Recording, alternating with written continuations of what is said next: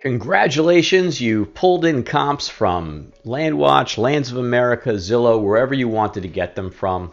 And now it's time to bring it all together and start making sense out of it.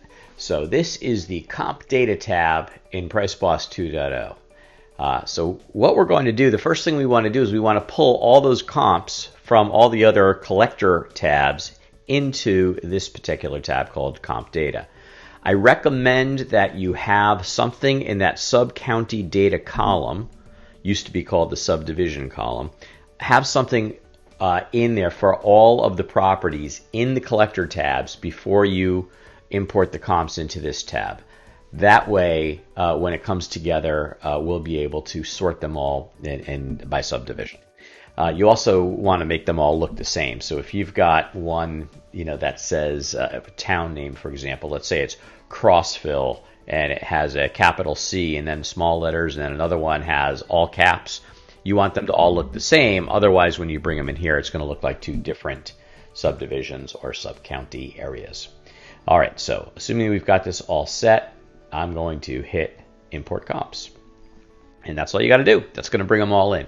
Now, I did not include anything from LandWatch. I actually cleared those out. And let me tell you, while we're waiting for this to happen, why I did that. LandWatch and Lands of America, as well as Land and Farm, frankly, are all part of the same company now. Most cases, properties get syndicated across all the platforms. So if you bring in from both of those platforms, LandWatch and Lands of America, you're going to end up with a lot of duplicate data, which will skew your results.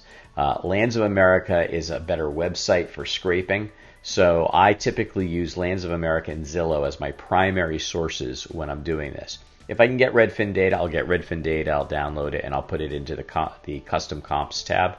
But typically I'm using Lands of America and Zillow. All right, so let's just wait for a moment. There we go. They're all set. And notice it's bringing the zip codes in. We didn't even have to do anything. As we just processed all the comps, it would automatically capture zip codes, which is my preferred way of doing it now. So I'm just going to scroll down and look at everything. It all looks good. All nice even rows. Okay. One of the first things I like to do, what's happening right now, by the way, while we're waiting, is it's calculating. So we know that this is the price, and we know this is the acreage. It's calculating the price per acre. So we want to be able to compare all of these on an apples-to-apples basis. And so we do that by converting everything to a price per acre. Now what I'm going to do is I'm going to sort it by price per acre. Now notice this little contextual help comes up. Sort by price per acre. Duplicates are highlighted in yellow. To delete, highlight the row from column A to column F, then delete cells, shift up. All right, so first thing I'm going to do is I'm going to sort by price per acre by clicking this button.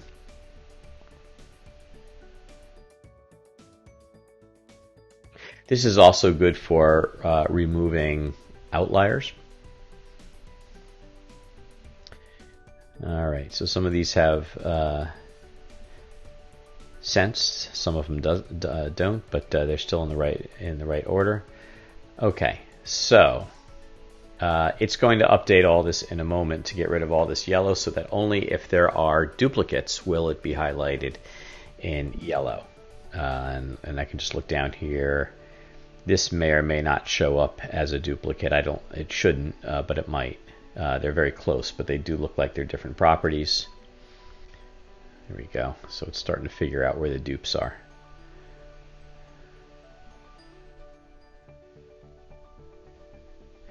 All right, now notice here it looks like a slightly different price, but that's just because this one has cents and this one does not, but they really are both about the same. Actually, this is a little different in the acreage, so it looks like a different property.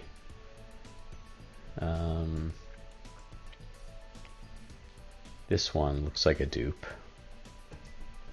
And let's see if there's any others that look like duplicates to me. This one looks like a duplicate. So it's still thinking. It's still going to update some of this formatting color issue.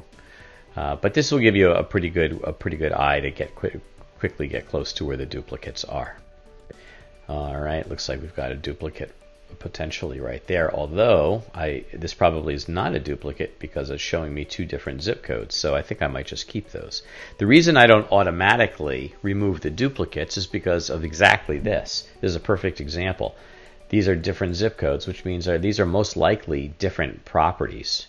In fact, I can always just go back to Zillow, and I'm looking for properties that are $7,000 and 10 acres. So let's come down here and see what I have. Let's see if I can just quickly find $7,000 and 10 acres. Here's one. So if I click on this one, it's in Springerville. Here's the address, 785. And then the next one,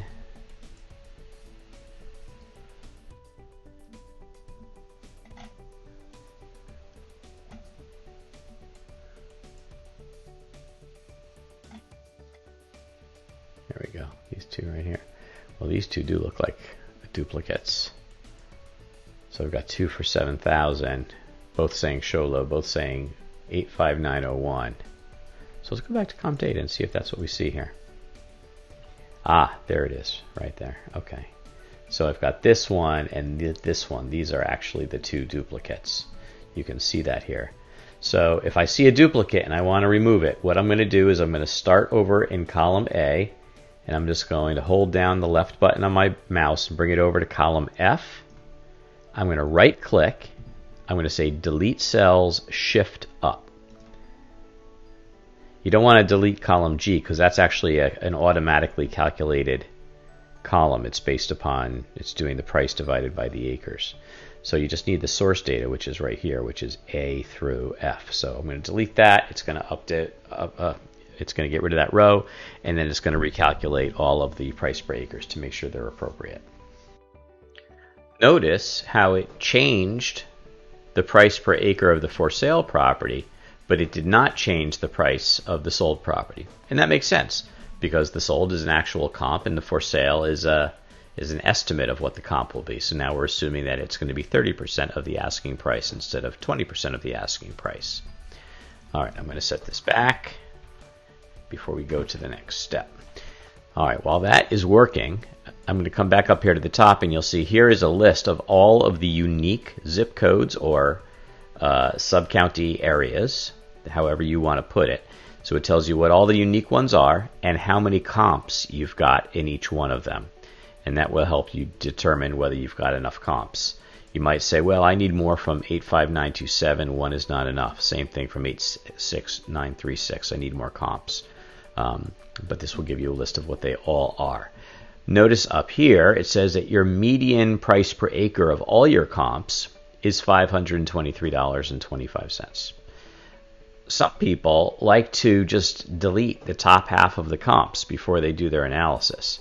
So I could come down here and see that 523 is, let's see what we got here. It's right around here. I'm going to go ahead and sort this one more time too. It's working here, but I'm going to sort it one more time.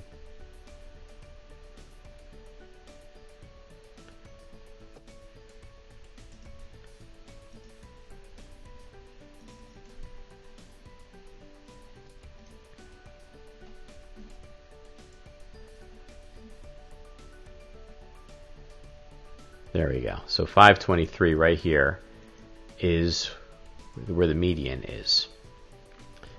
Actually, it's 555. It's right here. So what some people will do is they'll just delete from row 93 all the way up and just get rid of the most expensive properties and just do the analysis based upon the lower prices. Depends on your approach. This training is not going to go into the exact methodology for how to do it. It's really to show you how the tool works, but that's what this is for. It gives you that information so you can make the decision. Right now it also shows us that we have 171 comps. So we've sorted it, we've deduped it. We can see what all our individual sub-county areas are and how many records we have in each one. And we've set what the discount's going to be for the for sale comps. So now we're ready to go to the next step, which is offer analysis, and I'll cover that in the next video. Good luck.